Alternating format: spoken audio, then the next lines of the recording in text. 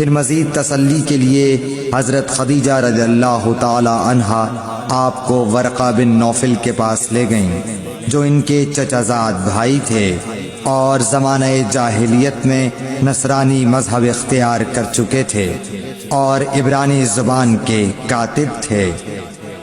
چنانچہ انجیل کو بھی حسب منشائے خداوندی عبرانی زبان میں لکھا کرتے تھے۔ انجیل سریانی زبان میں نازل ہوئی تھی، پھر اس کا ترجمہ عبرانی زبان میں ہوا۔ ورقہ اسی کو لکھتے تھے۔ وہ بہت بوڑھے ہو گئے تھے، یہاں تک کہ ان کی بینائی بھی رخصت ہو چکی تھی۔ حضرت خدیجہ رضی اللہ تعالی عنہا نے ان کے سامنے آپ کے حالات بیان کیے اور کہا کہ اے چچا زاد بھائی، اپنے بھتیجے محمد صلی اللہ علیہ وسلم کی زبانی ذرا ان کی کیفیت سن لیجیے۔